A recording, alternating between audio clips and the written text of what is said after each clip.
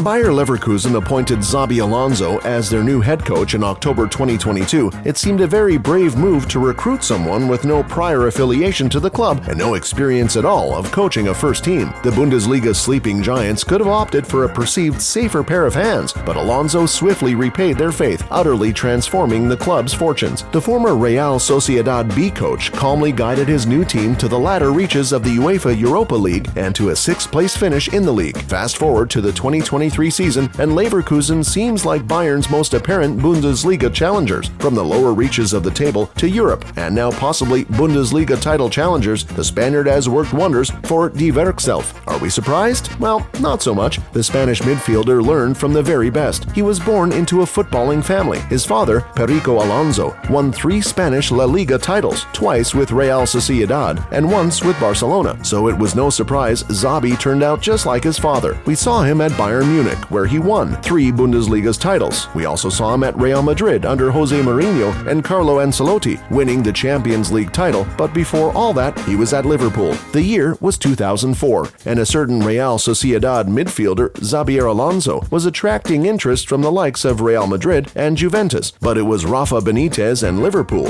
who won the race for the young Spaniard, and for £10.5 million, they got one of the most sought-after players. What they didn't know is that they had actually struck gold. Well, everyone had seen his ability. After all, Alonso was Spanish Player of the Year in 2003 while at Sociedad and had led the team to the Spanish La Liga that season, but no one expected him to settle that fast at the Merseyside club. His impact with Liverpool was immediate. It was a good season in the end for Alonso. He became part of the famous Istanbul final as Liverpool miraculously beat AC Milan in the Champions League final, coming from 3 goals down. His most notable contribution? Scoring the 3rd goal, showing presence of mind at the 2nd attempt after missing a penalty. He played in arguably a brilliant Liverpool team. Just think back. Jamie Carragher was at the heart of the defense in front of goalkeeper Pepe Reina, and Fernando Torres was still at his peak up front. There was Steven Gerrard in midfield, and Javier Mascherano was also there. It was Alonso, though, who arguably made the team tick with his long-range passing, vision, and ability to shoot from range as a deep-lying playmaker. His passing was perhaps second to only Steven Gerrard. His defending abilities in the middle were unmatched in the Premier League, and his knowledge with and without the ball offered a calming relief to everyone around him. When I think of Xabi, my mind goes back to the first training session he had at Melwood in August 2004, Carragher said in 2017 when Alonso announced he was retiring. It was the pace he put on a pass and the expert way he delivered a ball that showed him to be a top player. In one of his first games against Norwich, I had never seen a display of passing like it. You knew as a defender if you gave him the ball, it was in the safest hands. In his 5 seasons with Liverpool, he made 207 appearances, both as a starter and a sub. He contributed largely to the team, averaging 41 games a season. During that period, he won the Champions League,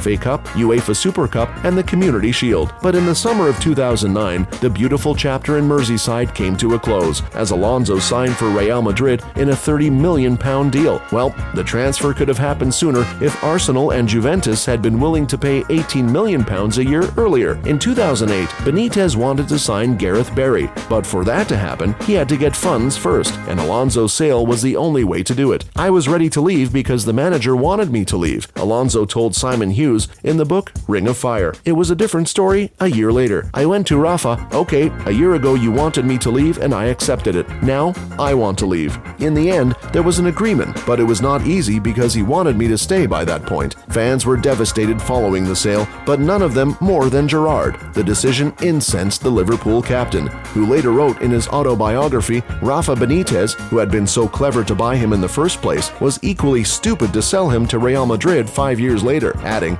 I blame Rafa entirely for the loss of Alonso. He could have still been playing for Liverpool 6 or 7 years after he left in 2009. Alonso was never the face of Liverpool, nor was he their talisman, or even fearless captain. He was just a player who took his place in line and did what was needed of him. Liverpool has never been known to be a one-man team, but when Alonso departed for Real Madrid, the team slumped. Without the Spaniard, Liverpool's rhythm appeared upset and their confidence faltered. Xavier Mascherano took his place in the Liverpool midfield. No doubt a wonderful player, but a player who could only try to cover for Alonso and never replacing him. He will not only be remembered for his sublime passing and quality on the ball, but for the important goals he scored, including those 2 memorable long-range goals against Luton and Newcastle, which are still referred to today. The goal against Newcastle goal in particular was certainly something that took your breath away. The 2 goals made him the only player in the modern game to score consecutive goals for his club from within his own half, and those 2 strikes formed part of the 19 he scored. But what will always stick out is how he was such an all-round midfielder and one of the best in the business. His versatility and special skill set was a key weapon for Liverpool. He could play as a playmaker deep in midfield or high up on the pitch and still be equally lethal with his short passing and impressive link-up play. He was comfortable with both feet, and his long-range passes to open play accompanied with great shooting ability was devastating and feared by his opponents. Apart from being extremely creative on the attacking aspect of the game, Alonso was very active when it came to defending. He never held back when it came to sliding in to make a challenge and was a powerful tackler, easily making key interceptions anywhere on the pitch. Regardless of the underlying reasons of why he prematurely decided to leave the Merseyside club, Alonso remains one of the favorites amongst Liverpool supporters, with some believing that his departure was a major reason for their downfall the following seasons. Many will always remember the amazing knack of trapping the ball and bringing some much-needed control to a game that was perhaps slipping away from Liverpool, dominating the center of the park and making the opposition look like amateurs. He looked such a cultured player and added so much class to that Liverpool side. Most notably, he played a vital part of how close Liverpool came to the title in 08-09, when they won 10 of their final 11 Premier League games, including a 4-1 win over eventual winners Manchester United. In the end, though, it was not enough, and Alex Ferguson's side won the league title by just 4 points. In our books, Alonso remains a Liverpool legend, and his success as a coach does not come as a surprise. What's your favorite Xabi Alonso moment? Let us know in the comments below.